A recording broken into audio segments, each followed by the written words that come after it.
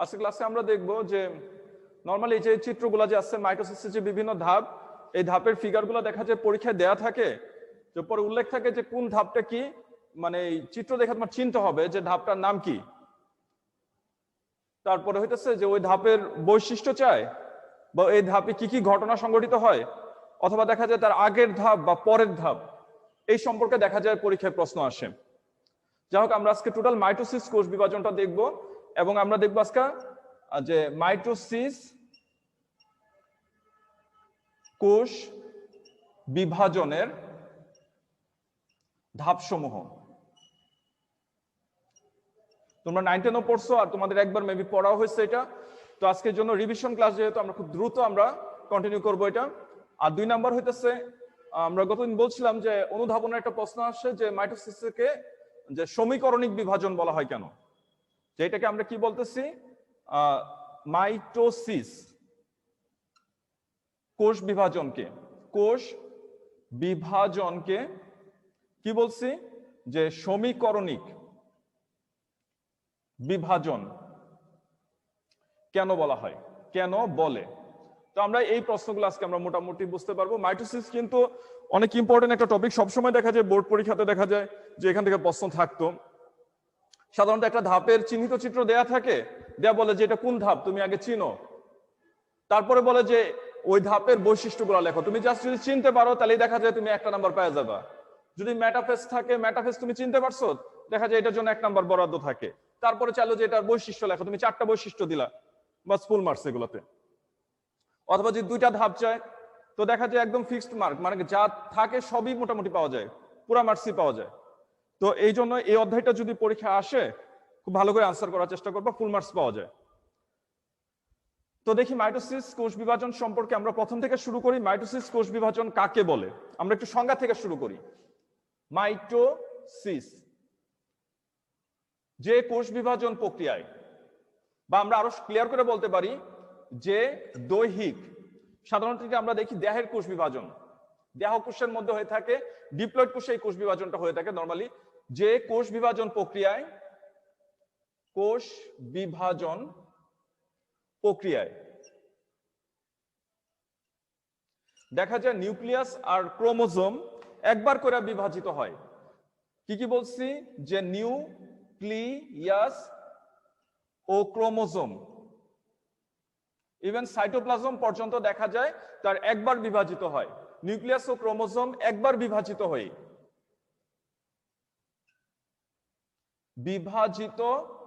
কি করে, 2টা অপত্য কোষ সৃষ্টি করে, 2টি অপত্য কোষ। আমি ওইদিন বলছিলাম যে কোষগুলো সৃষ্টি হয় তাকে আমরা বলি ডটার সেল বা অপত্য কোষ, আর যার থেকে সৃষ্টি হয় তাকে আমরা বলি মাদার সেল বা মাতৃকোষ। 2টি অপত্য কোষ সৃষ্টি হয়, এবং উৎপন্ন কোষে তোমরা আরো চাইলে বাড়াইতে পারো যে সম আকৃতির ও সমগুণ সম্পন্ন 2টা অপত্য কোষ সৃষ্টি হয়। এবং উৎপন্ন কোষে ক্রোমোজোম সংখ্যা কি থাকে, মাতৃকোষের ক্রোমোজোম সংখ্যার সমান থাকে। তবে সে দৈহিক কোষ বিভাজন প্রক্রিয়াকে বলা হয় মাইটোসিস। যে কোষ বিভাজন প্রক্রিয়ায় নিউক্লিয়াস এবং ক্রোমোজোম একবার করে বিভাজিত হয়ে, আমরা চাইলে আরেকটু সাথে অ্যাড করতে পারি যে এখানে আমরা আরেকটু অ্যাড করে যদি সম আকৃতির ও সমগুণ সম্পন্ন, যে যত সুন্দর করে সংজ্ঞা লিখতে পারে, জ্ঞানমূলক প্রশ্ন হিসেবে থাকে যেহেতু, তো এগুলো তোমরা ক্লিয়ার একটা সংজ্ঞা দেওয়ার চেষ্টা করবা। যে কোষ বিভাজন প্রক্রিয়ায় নিউক্লিয়াস ও ক্রোমোজোম একবার করে বিভাজিত হইয়া কি বলছি, সম আকৃতির ও সমগুণ সম্পন্ন 2টা অপত্য কোষ সৃষ্টি করে, এবং উৎপন্ন কোষের ক্রোমোজোম সংখ্যা মাতৃকোষের ক্রোমোজোম সংখ্যা সমান থাকে, তাকে আমরা বলতেছি মাইটোসিস কোষ বিভাজন। তো আমরা একটু দেখি মাইটোসিস কোষ বিভাজন কে আবিষ্কার করছেন। বিজ্ঞানী স্লাইখার 1879 সালে বিজ্ঞানী স্লাইখার উনি এই মাইটোসিস কোষ বিভাজনটা দেখছেন, প্রথম প্রত্যক্ষ করছেন, এবং উনি নাম দিছিলেন ক্যারিওকাইনেসিস। ক্যারিওকাইনেসিস। কোরিয়ন থেকে ক্যারিওকাইনেসিস, কারণ কোরিয়ন শব্দের অর্থ হচ্ছে নিউক্লিয়াস। উনি যে বিভাজনটা দেখছেন মূলত নিউক্লিয়াসের মধ্যে বিভাজনটা দেখছেন, এই জন্য উনি নাম দিয়েছিলেন ক্যারিওকাইনেসিস।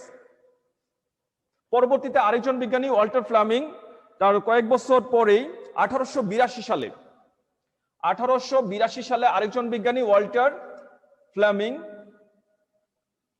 তুমি জানো যে এটার নামকরণ করছেন মাইটোসিস। নামকরণ করছেন মাইটোসিস। জাস্ট আমরা আবিষ্কারটা জানলাম, এবং তোমরা জানবা এই মাইটোসিস কোষ বিভাজনটা আসলে কোথায় হয়? দেহকোষে।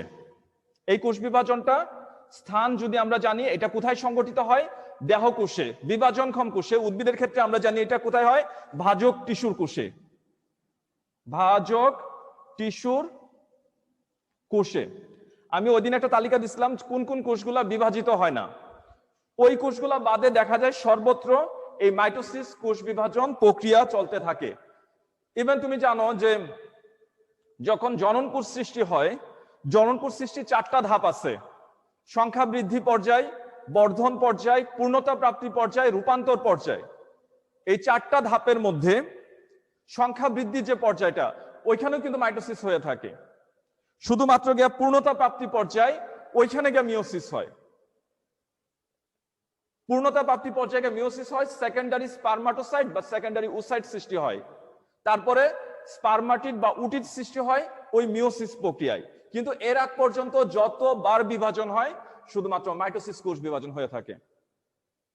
তো এই ছিল মাইটোসিস কোষ বিভাজন সম্পর্কে প্রাথমিক আলোচনা। মাইটোসিস কোষ বিভাজন কি, কে আবিষ্কার করছেন, স্থান মাইটোসিস কোথায় সংগঠিত হয়, তো আমরা এটা জানি না। এখন আমরা জানবো যে এখানে আসলে কি কি ধাপগুলা ঘটে, কি কি ঘটনাগুলা ঘটে। তোমার এটাই বেশি দরকার। তুমি জানবা মাইটোসিস কোষ বিভাজন একটা জটিল, সবগুলো ধাপ কিন্তু একবারে আসে না। তুমি জানবা যে এটা একটা জটিল ধারাবাহিক এবং নিরবিচ্ছিন্ন প্রক্রিয়া। এইখানে কোষের সৃষ্টি হয়, তারপরে বৃদ্ধি হয়, আবার নতুন করে বিভাজন হয়, কোষ চক্রের মধ্যে আমরা দেখছিলাম। তো এই ঘটনা কিন্তু নিয়মিত চলতেই থাকে। এবং এখানে যে ধাপগুলো সংগঠিত হয়, আসলে আমরা কিন্তু কোনো ব্যারিয়ার দিয়ে আলাদা করতে পারি না। তারপরে আলোচনার সুবিধার্থে আমরা এইভাবে ভাগ করছি যে প্রোফেজ, মেটাফেজ, অ্যানাফেজ, টেলোফেজ। কিন্তু আমরা আসলে পরিপূর্ণভাবে আলাদা করতে পারি না, মানে একটার পর একটা চলতেই থাকে, একটা নিরবিচ্ছিন্ন প্রক্রিয়া। তো তারপর আমরা আলোচনার সুবিধার্থে আমরা 5টা ভাগে ভাগ করছি। প্রথম ধাপটার নাম হইতেছে প্রোফেজ। তো তোমার বইয়ের মধ্যে যেভাবে আছে তুমি কিন্তু এইভাবে না, তুমি দেখা যাবে তোমার প্র্যাকটিক্যালের জন্য কিন্তু এখান থেকে প্রশ্ন থাকে। হ্যাঁ, তোমার স্পটিং পরীক্ষার মধ্যে যে কোনো একটা ধাপের চিহ্নিত চিত্র দেওয়া থাকবে, তোমার এটা দেখে তোমার চিন্তা হবে যে এটা কোন ধাপ। তারপরে যে সময় থাকবে, খুব অল্প সময়, 2 মিনিটের মধ্যে দেখা যায় তার বৈশিষ্ট্যগুলা লেখা লাগে। তো প্র্যাকটিক্যালের স্পটিং পরীক্ষার মধ্যে কিন্তু তোমার এখান থেকে অন্তত যে 2-3টা ধাপ তোমার মুখস্থ করা লাগে। তুমি যদি এই প্রশ্নটা এখানে ভালো করে পড়ে নাও, তাহলে দেখা যায় প্র্যাকটিক্যালের জন্য তোমার আলাদা করে আর পড়তে হবে না। যাই হোক, আমরা প্রোফেজ দশায় আমরা কি ঘটনা ঘটে এটা একটু দেখে নিই। তুমি জানতেছো প্রোফেজটা হইতেছে একদম শুরুর একটা দশা। এটা হচ্ছে শুরুর দশা এবং সবচেয়ে দীর্ঘস্থায়ী দশা। তাহলে আমরা প্রথমে এটা লেখা নেই, এটা কি দশা বলছি? যে শুরুর দশা। একদম সূচনা লগ্নে আমরা দেখতেছি প্রোফেজটা ঘটে, এই জন্য আমরা এটাকে বলতেছি শুরুর দশা এবং সবচেয়ে দীর্ঘস্থায়ী দশা। আর পরে যে দশাটা প্রোমেটাফেজ, ওইটা হচ্ছে সবচেয়ে ক্ষণস্থায়ী দশা। তো শুরুর দশা এবং সবচেয়ে দীর্ঘ দশা এবং মিওসিসের মধ্যে আমরা দেখছি এটা এতই দীর্ঘ যে এটাকে আবার পরবর্তীতে উপদশায় ভাগ করা হয়েছে মিওসিসের মধ্যে। তো এখানে আর আমরা উপদশায় ভাগ করবো না, এখানে আমাদের মেইনলি যে ঘটনাগুলো ঘটে এটা জাস্ট একটু আলোকপাত করি। তুমি এভাবে পয়েন্ট করে লিখবা যে এতে কি হয়। প্রথম হইতেছে নিউক্লিয়াস আকারে বড় হয়। নিউক্লিয়াস আকারে বড় হয়। এই যে আমরা যে নিউক্লিয়াসটা দেখতেছি, এই নিউক্লিয়াসটা আকারে বড় হবে। এই জন্য কিন্তু বিজ্ঞানী স্লাইকার, তারপরে ওয়াল্টার ফ্লেমিং, তারা শুধুমাত্র এই নিউক্লিয়াসের ভিতরে বিভাজনটা দেখছেন। এই জন্য কিন্তু উনি নাম দিয়েছিলেন ক্যারিওকাইনেসিস। দ্বিতীয় যে ঘটনাটা ঘটে, ক্রোমোসোম থেকে জল বিয়োজন ঘটে। ক্রোমোজোম হতে জল বিয়োজন ঘটে।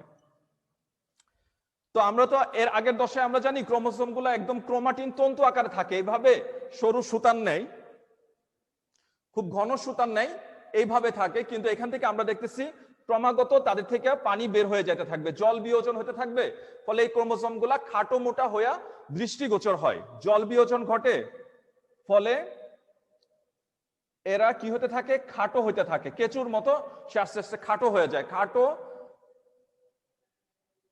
মোটা। ও কি হয়, আলোক অনুবীক্ষণ যন্ত্রে, যে নর্মাল যে আলোক অনুবীক্ষণ যন্ত্র তোমরা প্র্যাকটিক্যালে যে অনুবীক্ষণ যন্ত্র তোমরা দেখছো ওইটাতেই দেখা যায়, তখন পেঁয়াজের কোষগুলোর মধ্যে স্পষ্ট করে দেখা যায় কিন্তু যে খাটো মোটা ও কি বলছি যে আলোক অনুবীক্ষণ যন্ত্রে দৃষ্টিগোচর, দৃষ্টিগোচর মানে দেখা যায় হয়। তো এটা ছিল দ্বিতীয় স্টেপ, তুমি এভাবে ভাগ ভাগ করে লিখবা। প্রথম পয়েন্টে কি বলছি, নিউক্লিয়াস আকারে বড় হয় ক্রোমোজোম, খাটো মোটা হয়ে দৃষ্টিগোচর হয়, আলোক অনুবীক্ষণ যন্ত্রে তখন দেখা যায়। 3 নাম্বার ধাপ, এটা সবচেয়ে ইম্পর্টেন্ট একটা দশা। এখানে দেখো যে নিউক্লিওলাস দেখা যাইতেছে, নিউক্লিওলাস। এই দশার শেষের দিকে সে নিউক্লিওলাসটা আস্তে আস্তে বিলুপ্ত হয়ে যেতে থাকে। তাহলে আমরা এইভাবে বলবো নিউক্লিওলাস, তোমরা জানো এটা সেট ক্রোমোজোমের স্যাটেলাইট এলাকায় অবস্থান করে এই নিউক্লিওলাস। এবং সাথে আমরা আরো বলতে পারি নিউক্লিওলাস ও, এটা একটু ব্যাকেটে লিখি, সিডিকে, ওই দিন বলছিলাম সাইক্লিন ডিপেন্ডেন্ট কাইনেসিস, সিডিকে প্রোটিন, সিডিকে প্রোটিনের সাথে কি হয়, সিডিকে কর্তৃক প্রোটিন ফসফোরাইলেশনের ফলে, সিডিকে কর্তৃক প্রোটিন ফসফোরাইলেশনের কারণে, ফসফোরাইলেশন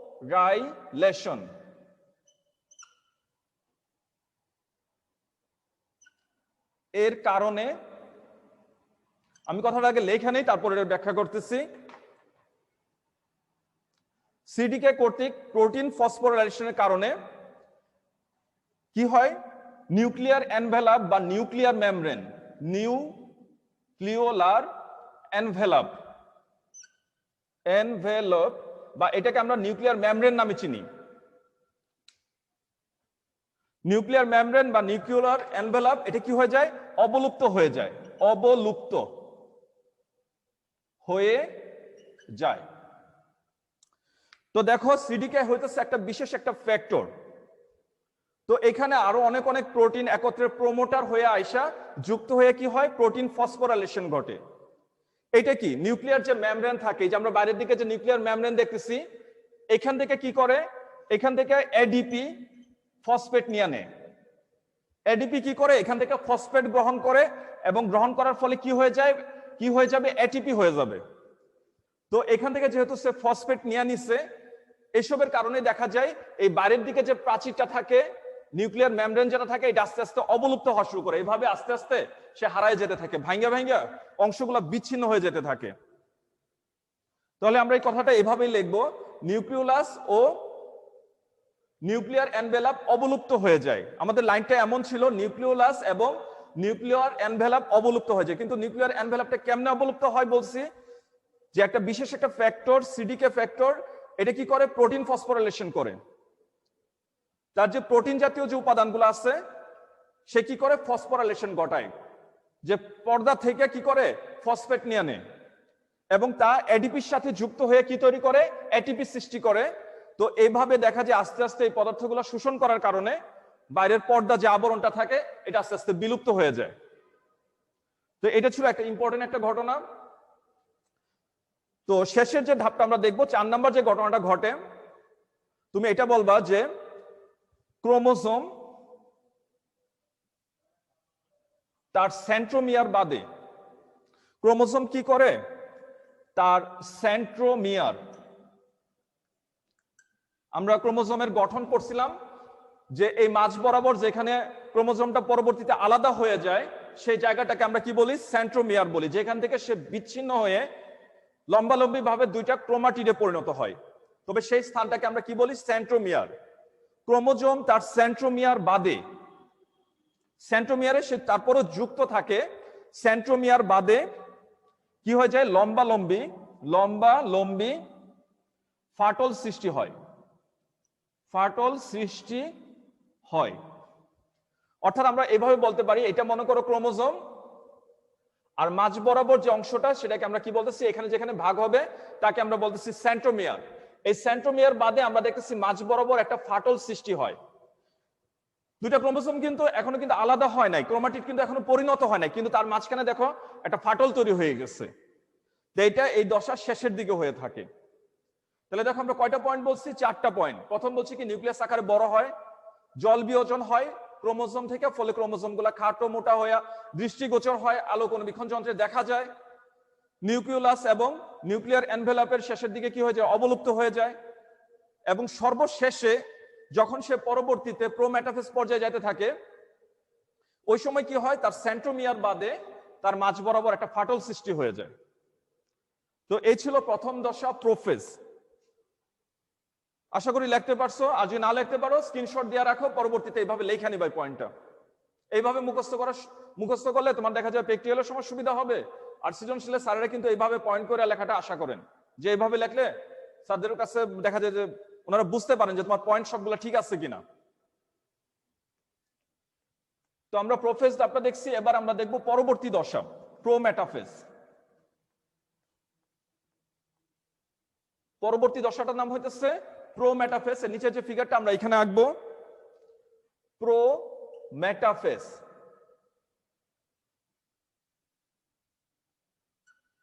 আগে বলছিলাম এটা হচ্ছে খুবই একটা ক্ষণস্থায়ী দশা, যে ইহা খুবই ক্ষণস্থায়ী দশা।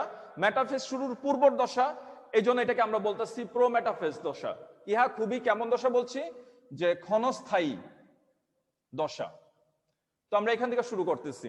তো এখানে যে ঘটনাটা ঘটে, এখানে আমরা দেখব এই দুই প্রান্তকে আমরা দুইটা মেরু বলবো। দুই প্রান্তকে আমরা কি বলতেছি? দুইটা মেরু। নিউক্লিয়াসের বাইরে আমরা দুইটা প্রান্ত মনে মনে কল্পনা করে নিলাম, যে উপরের দিকে একটা মেরু, নিচের দিকে একটা মেরু। এই দুই মেরুকে কেন্দ্র করে বা দুই মেরুকে একটা স্ট্রাকচার হিসেবে ধরিয়া, ভিত্তি হিসেবে ধরিয়া আমরা দেখবো যে এখানে কি হয়? এক ধরনের বিশেষ প্রোটিন। এই প্রোটিনগুলোকে আমরা বলতেছি তন্তুময় প্রোটিন। এই তন্তুময় প্রোটিনগুলা দিয়া এক ধরনের কি সৃষ্টি হয়? একটা বিশেষ একটা স্ট্রাকচার তৈরি হয়, তাকে আমরা বলি মাকু যন্ত্র। তাহলে আমরা এইভাবে বলবো যে প্রথম ধাপটা হবে কি? প্রথম বৈশিষ্ট্যটা আমরা এইভাবে লিখব যে তন্তুময় প্রোটিনের সমন্বয়ে দুই মেরুকে কেন্দ্র করে, দুই মেরুকে, দুই পাশে দুইটা প্রান্তকে আমরা দুইটা মেরু ধরতেছি, দুই মেরুকে কেন্দ্র করে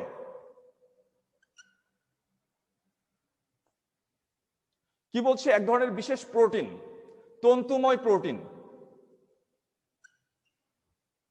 প্রোটিনের সমন্বয়ে, প্রোটিন এর সমন্বয়ে কি সৃষ্টি হবে? যে মাকু যন্ত্রের সৃষ্টি হয়, মাকু যন্ত্রের সৃষ্টি হয়।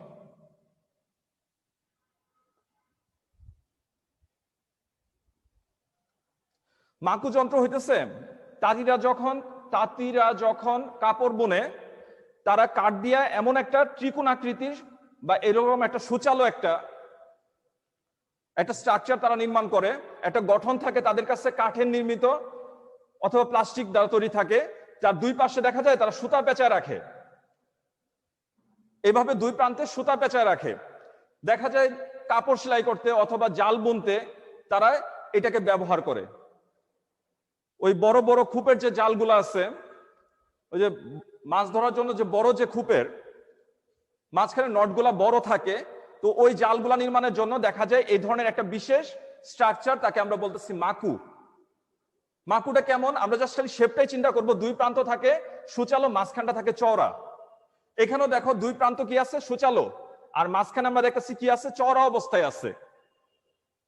তো ওই স্ট্রাকচারের মতো দেখা যায় বলে এটাকে আমরা বলি মাকু যন্ত্র। মাকু যন্ত্রের সৃষ্টি হয়। আচ্ছা, তারপরে বলবো যে এতে দুই ধরনের তন্তু দেখা যায়। এই মাকু যন্ত্রের মধ্যে আগে বলছি তন্তুময় প্রোটিনের সমন্বয়ে গঠিত, এখানে দুই ধরনের তন্তু দেখা যায়। যথা কি কি আছে? একটা হচ্ছে স্পিন্ডল তন্তু, স্পিন্ডল তন্তু বা মাকু তন্তু।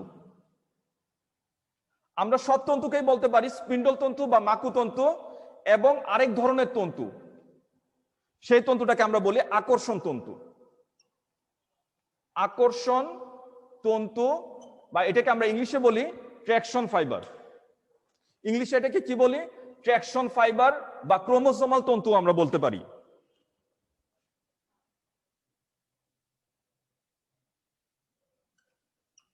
Traction fibre. তো কি বলছি, এখানে দুই ধরনের তন্তু দেখা যায়, একটা হচ্ছে স্পিন্ডল তন্তু বা মাকু তন্তু, আর একটা হচ্ছে আকর্ষণ তন্তু বা ট্র্যাকশন ফাইবার। ট্র্যাকশন ফাইবার কোনগুলা? যার মধ্যে ক্রোমোসোম গুলা লাগানো থাকবে। সবগুলোর মধ্যে কিন্তু আমরা দেখবো ক্রোমোসোম লাগানো থাকবে না। তো যার মধ্যে ক্রোমোসোম গুলা লাগানো থাকবে, মনে করো এই একটা তন্তু, এটার মধ্যে ক্রোমোসোম লাগানো আছে। এই পাশে একটা তন্তু, আমরা মনে মনে চিন্তা করতেছি যে এটার মধ্যে, মনে করলাম যে এটার মধ্যে ক্রোমোসোমটা লাগানো আছে। এখানে একটা তন্তুর মধ্যে ক্রোমোসোম দেখাইতেছি যে এটার মধ্যে ক্রোমোসোম যুক্ত আছে। এখানে আরেকটা তন্তু চিন্তা করতেছি, এটার মধ্যে ক্রোমোসোম কি আছে? যুক্ত আছে। তাহলে এখানে আমরা অনেকগুলা তন্তু আঁকছি, এখানে প্রায় 10টার মতো তন্তু আঁকছি, কিন্তু ক্রোমোসোম দেখতেছি কয়টার মধ্যে আছে? 4টার মধ্যে আছে। তো ওই 10টা তন্তু ধরেই কিন্তু কি তন্তু? স্পিন্ডল তন্তু বা মাকু তন্তু। কিন্তু যে 4টার মধ্যে ক্রোমোসোম লাগানো আছে তাদেরকে আমরা বলতেছি ট্র্যাকশন ফাইবার বা আকর্ষণ তন্তু। পরের বৈশিষ্ট্য 3 নাম্বার, ক্রোমোসোম গুলো তার সেন্ট্রোমিয়ার দিয়ে, ক্রোমোসোম তার কি দিয়া বলছি? তার সেন্ট্রোমিয়ার, সেন্ট্রোমিয়ার দিয়ে এক বিশেষ নৃত্যের মাধ্যমে, এক বিশেষ নৃত্যের মাধ্যমে আকর্ষণ তন্তুতে যুক্ত হতে থাকে।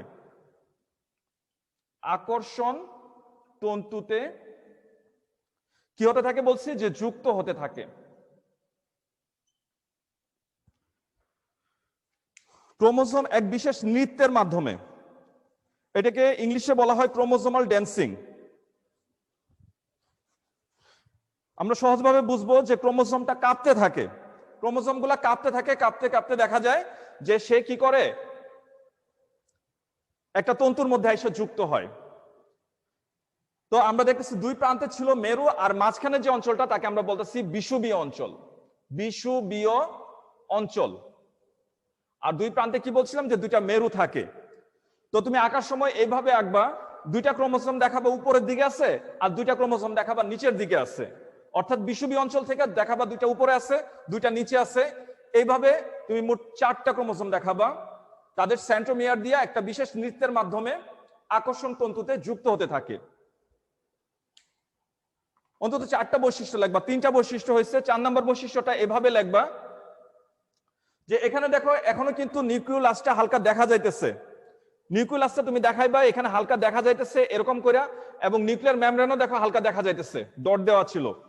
ফিগার আকার আগে নিশ্চয়ই দেখছো, এখানে এক ধরনের ডট করে দিয়ে রাখছিলাম, বিন্দু বিন্দু করে। তো এটা ছিল নিউক্লিয়ার এনভেলাপ বা নিউক্লিয়ার মেমব্রেন। তো শেষের পয়েন্টে তুমি এটা দিয়ে লেখো যে nuclear membrane, nuclear membrane, nuclear membrane ও নিউক্লিওলাস, নিউক্লিওলাস এর অবলুপ্তি, এর অবলুপ্তি আরো স্পষ্ট হয়। তোমার কিন্তু আমি লেখা দিতেছি, সবগুলো পয়েন্ট লেখা দিতেছি যেন তোমরা এই পয়েন্টগুলো এইভাবে লেখো। পরীক্ষা আসলে তুমি এইভাবে লিখবা, দেখবা এইভাবে মনে রাখলে তোমার মনে রাখার সুবিধা হবে। এবং একটা জিনিস খুব সাবধান থাকবা, একটা পয়েন্টের কথা যেন অন্য কোনো দশায় না চলে যায়। এই দশাটা শুধুমাত্র এই দশারই বৈশিষ্ট্য, এই পয়েন্টগুলো শুধুমাত্র এই দশারই বৈশিষ্ট্য। তো এই বৈশিষ্ট্যগুলো যেন এটার মধ্যেই যেভাবে বলতেছে আমি এইভাবেই যেন থাকে। স্যারের কিন্তু এই জিনিসটা খুব ভালো করে খেয়াল রাখেন। তাহলে কি বলছি যে এখানে প্রথম কি বলছি যে এখানে বিশেষ মাকু যন্ত্রের সৃষ্টি হয়। তারপরে বলতেছে কি তন্তু দিয়ে একটা পয়েন্ট বানাইছি যে এখানে দুই ধরনের তন্তু দেখা যায়, একটা হচ্ছে স্পিন্ডল তন্তু আর একটা হচ্ছে আকর্ষণ তন্তু বা ট্র্যাকশন ফাইবার। ক্রোমোজোম গুলা তার সেন্ট্রোমিয়ার দিয়ে একটা বিশেষ নৃত্যের মাধ্যমে এই তন্তুতে এসে যুক্ত হতে থাকে এবং শেষে কি বলছি নিউক্লিয়ার মেমব্রেন এবং নিউক্লিয়াসের অবলুপ্তিটা আরো স্পষ্ট হয়। তো এই ছিল কি দশা? প্রোমেটাফেজ দশা। এবার আমরা দেখব পরবর্তী দশা, সবচেয়ে ইম্পর্টেন্ট যে দশাটা, এটার নাম হইতেছে মেটাফেজ দশা। মধ্যবর্তী দশা, মেটাফেজ দশা, সবচেয়ে বেশিবার আসছে এই দশা, মেটাফেজ দশা। এটাকে আমরা মধ্যবর্তী দশা হিসেবেও চিনি। তো এই দশাতে কি হয়? তো এই দশার মধ্যে দেখবা এই মাঝ বরাবর যে এলাকাটা, এটাকে আগেই বলছিলাম বিষুবীয় এলাকা। এখানে আমরা দেখছিলাম যে দুইটা ক্রোমোসোম উপরে আছে, দুইটা নিচে আছে। আমরা এখানে দেখব সব দেখা যাবে ওই বিষুবীয় অঞ্চলে। এই বিষুবীয় অঞ্চলে এক লাইন বরাবর তার সেন্ট্রোমিয়ার দিয়ে এসে যুক্ত হতে থাকে। ক্রোমোসোমগুলো বিভিন্ন দিকে মুখ করা থাকতে পারে, কিন্তু সবগুলা কিন্তু এসে যুক্ত হয় কোথায়? সেন্ট্রোমিয়ার গুলা কই থাকে? এই বিষুবীয় অঞ্চল বরাবর থাকে। তুমি এইভাবে দেখাবা যেন সবগুলা সেন্ট্রোমিয়ার এক লাইন বরাবর এই বিষুবীয় অঞ্চলে এসে যেন যুক্ত থাকে। তো এখানে দেখো দুইটা উপরে দুইটা নিচে, আর এখানে চিনার বুদ্ধিটাই কিন্তু এটা যে ক্রোমোসোমের সেন্ট্রোমিয়ারের অবস্থানের উপর ভিত্তি করে ক্রোমোসোম গুলা কোথায় আছে। তাহলে প্রথমে কি লিখবা যে এই দশায় ক্রোমোসোম সর্বাপেক্ষা খাটো ও মোটা রূপ ধারণ করে। খাটো ও মোটা রূপ ধারণ করে। আগে বলছিলাম যে এখান থেকে জল বিয়োজন হইতে থাকে, বিয়োজন হইতে হইতে দেখা যায় এই দশায় জল বিয়োজনটা সর্বাধিক হয়ে যায় এবং ক্রোমোসোমগুলা এই দশায় সবচেয়ে খাটো মোটা রূপ ধারণ করে এবং সবচেয়ে স্পষ্টভাবে কিন্তু তাদের দেখা যায়। ক্রোমোসোমগুলো তার সেন্ট্রোমিয়ার দিয়ে বিষুবীয় অঞ্চলে বিন্যস্ত হতে থাকে। তাহলে এভাবে লিখবো ক্রোমোসোম তার কি দিয়ে বলছি? সেন্ট্রোমিয়ার দিয়ে কোন এলাকায় বলছি? বিষুবীয় অঞ্চলে বিন্যস্ত হতে থাকে। আর এই বিন্যস্ত হওয়ার এই প্রক্রিয়াকে আমরা বলবো মেটাকাইনেসিস। একে মেটাকাইনেসিস। খুবই ইম্পর্টেন্ট একটা সংজ্ঞা যে মেটাকাইনেসিস কি। তখন তুমি লিখবা যে মাইটোসিস কোষ বিভাজনের মেটাফেজ দশায় ক্রোমোসোম গুলো বিষুবীয় অঞ্চলে বিন্যস্ত হওয়াকে বলা হয় মেটাকাইনেসিস।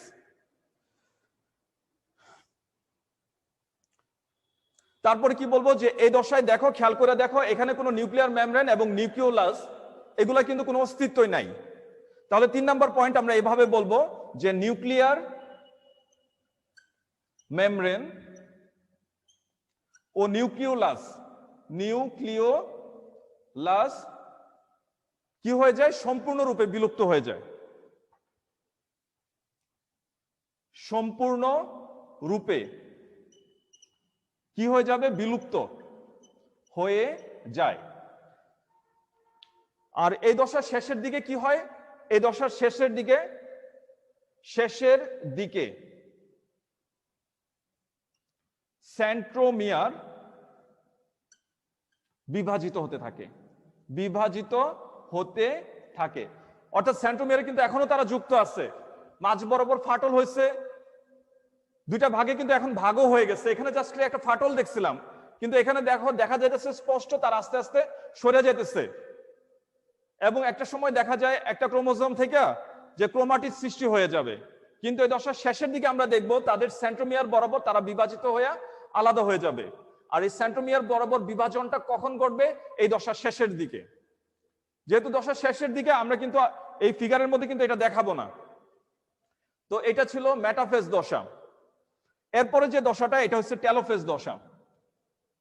টেলোফেজ দশার মধ্যে আমরা দেখব এখানে ক্রোমোজোম সম্পূর্ণরূপে বিভাজিত হয়ে যাবে। ক্রোমোজোম সম্পূর্ণরূপে বিভাজিত হয়ে আমরা দেখতেছি এখানে ক্রোমোজোমগুলো আস্তে আস্তে বিষুবীয় অঞ্চল থেকে মেরুর দিকে সঞ্চালিত হতে থাকবে। আচ্ছা, আজকে যে সময় আছে আজকে মেবি পারবো না পরেরটা। তো আমি যতটুকু আলোচনা করছি এর থেকে দেখো তোমাদের কারো কোনো প্রশ্ন আছে কিনা। তোমাদের যদি কারো কোনো প্রশ্ন থাকে এই আমার আলোচ্য অংশ থেকে তোমরা হ্যান্ড রাইজ করে প্রশ্ন করো। আমাদের কিন্তু 2টা অধ্যায় অলরেডি পড়া হয়ে গেছে, তোমাদের সিলেবাসের অন্তর্ভুক্ত, তোমরা পরীক্ষাও দিছো। ম্যান্ডেলার অধ্যায়টা অনেক বড় একটা অধ্যায় ছিল, তারপরে নগ্নবীচি আবৃত বীচি আমাদের ওইটাও পড়া হয়ে গেছে। এই অধ্যায় থেকে প্রশ্ন আসে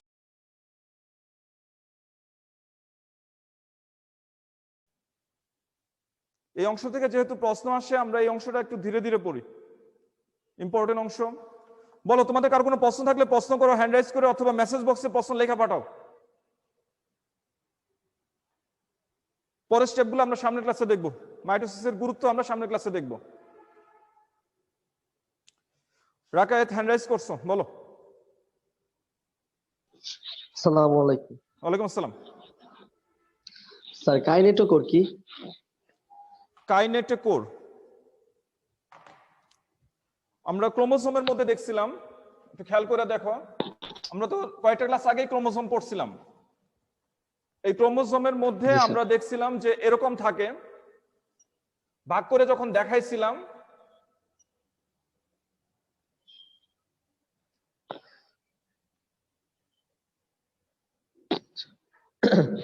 এই জায়গাটা চিন্তা করো, এই জায়গাটাকে আমরা কি বলছিলাম? সেন্ট্রোমিয়ার।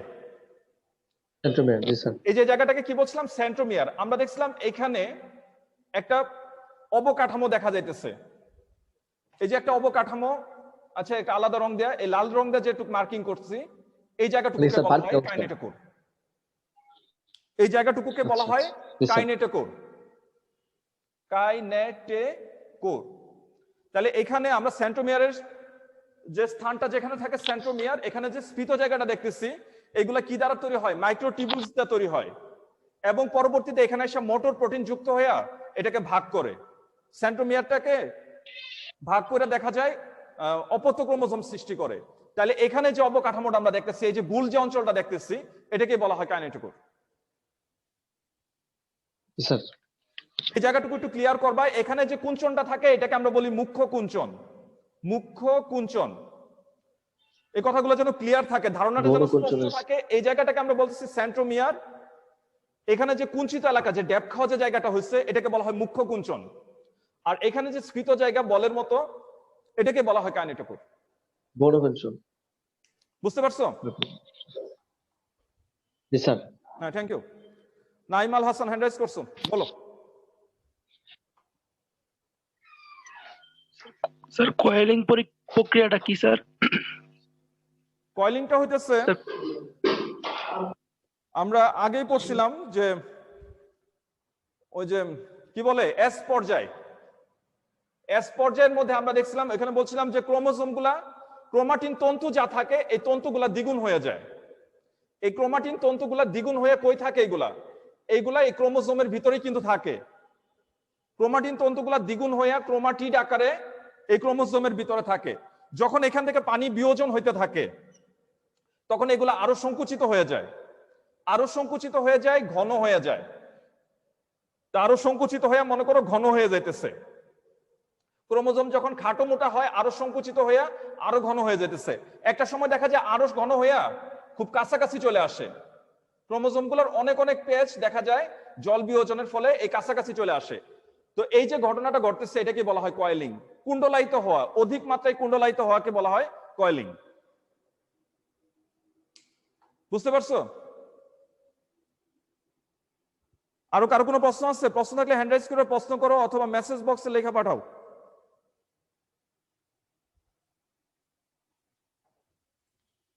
প্রত্যেকটা ওয়ার্ড ভালো করে বোঝার চেষ্টা করবা। আচ্ছা, কারো কোনো সমস্যা আছে? আর কেমন বুঝতে পারছো এটা একটু জানাও। আজকের আলোচনা বুঝতে পারছো কিনা, ক্লিয়ার হয়েছে কিনা? সময় আছে, তাড়াহুড়া করার কিছু নাই। আমরা এই অংশগুলো আস্তে আস্তে আরেকবার ভালো করে রিভিশন দিই। Thank you. আমরা এই অংশগুলো আর একটু ভালো করে রিভিশন দেই। হ্যাঁ, থ্যাংক ইউ। আমরা পরের ক্লাসে বাকি অংশগুলো দেখবো এবং এর গুরুত্বটা পরবর্তীতে। হ্যাঁ, ভালোভাবে বুঝতে পারছি স্যার, থ্যাংক ইউ, অনেক ভালো থাকবা সবাই। আমাদের